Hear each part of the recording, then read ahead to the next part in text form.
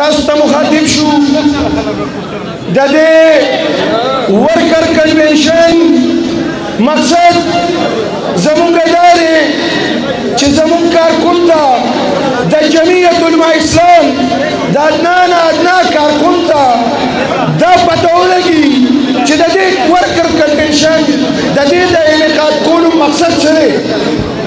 عزتمندو تاسو وګورئ په دې موجوده سیاسي صورتحال کې تاسو وګورئ چې په دې ملک کې نن سبا سم کېږي نو کم چې زمونږ مخالف قوتونه وي کم چې زمونږ دا مخالف پارټي ده هغه چې څه داسې وشي نو ویسه شو حضرت مولانا صاحب زمونږ یادوي ویسه شو مولانا صاحب کو بجلي لاړه شي نو هم وي مولانا صاحب څه شو کو به لاړې شي نو هم وي مولانا صاحب څه شو. عزتمندو تاسو ته دا پته ده تاسو ته دا پته ده چې دې ټایم کې خلک وی د مولانا صاحب حکومت دی. عزتمندو زموږ حکومت نه دی دې وخت کې په عمل کې د نواز شریف حکومت دی په صوبو کې د نورو خلکو حکومت دی. موږ سره پکې صرف یو دوه وزارت دي او د هغې د مهنګایۍ سره ګرانۍ سره او دې شیانو سره د هغې څه تعلق نشته. دا کو یادوي چې یاره هر ځای کې مولانا صاحب او د جمعیت علماء اسلام کارکون دوی یادوي دوی ته پته ده چې په دې ملک کې واحد جمعیت علماء اسلام دی واحد د جمعیت علماء اسلام کارکون دی چې هغه به موږ ته په هر محاذ باندې په هر ځای کې به موږ ته لکه د غر په شان ولاړي او موږ مقابله به کوي انشاءالله تعالی. تاسو به ګورئ انشاءالله کو در روان جرنل الیکشن وي کو هغه صوبایي الیکشن وي کو هغه قومي الیکشن وي انشاءالله د دوی مخې ته به لکه د غر لکه د ډال په شان به ودرېږو که به نه ودرېږو او دوی له به داسې شکست ورکوو داسې شکست به وله ورکوو چې انشاءالله د دوی را روان نسلونه به یاد ساتي انشاءالله تعالی. داسې به کوو که نه او دا کومو خلکو کومو پاټو یا کومو سرکاري اهلکار چې په دې غټو کورسو پاتې شوي دي او د قوم او د دې غریبانانو وینې څښلي دي قوم دولت یې لوټلی دی انشاءالله د هغوی نه به تپوس کوو که نه د هغوی نه به د دې غریب د حق تپوس به کوو که نه انشاءالله.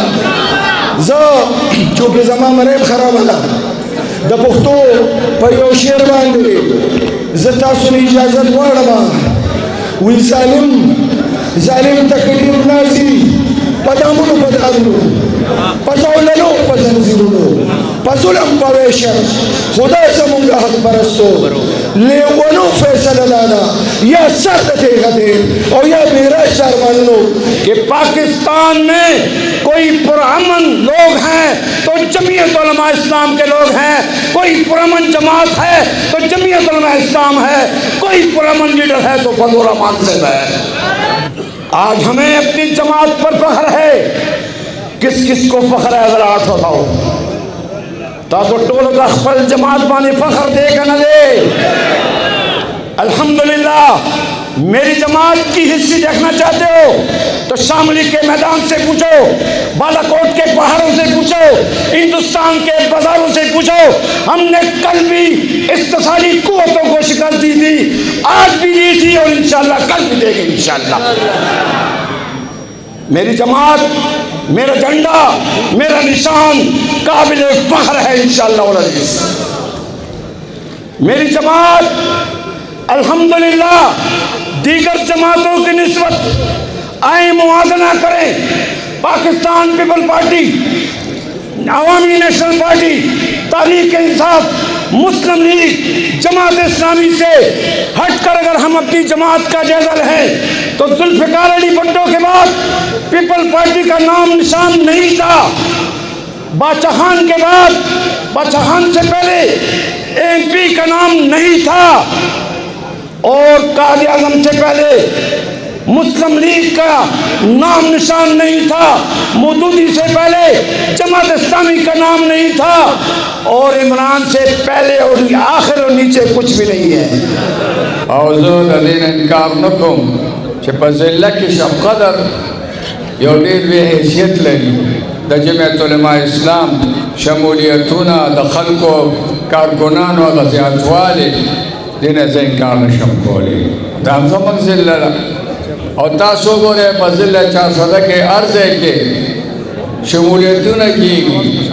موږ سره نه فنډ شته، نه راسره بل څه ذریعه شته، نه راسره حکومت شته، او سره د دې نه خلک موږ سره شاملېږي. نو دا زمونږ د حقانیت وجه ده.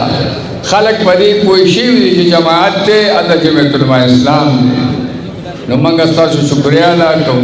زه به کوشش کوم چې مختصرو الفاظو کې خپله مدعا بیان کړم، چونکې دا ورکر کنونشن دی، دا د جمعیت علماء اسلام د ورکرانو کنونشن دی.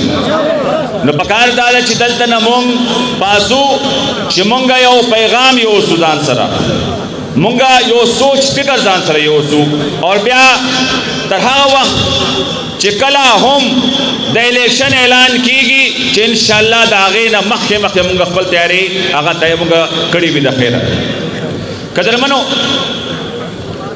زمونږ استاذو قائد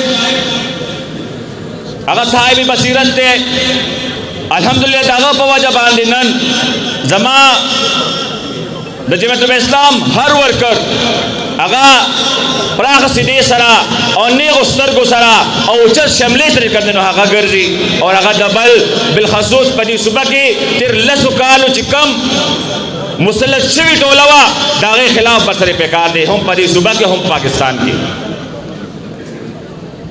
او د دغه قائد په بصیرت باندې نه صرف په کم څلور کال نه پس د دغه اسلام آباد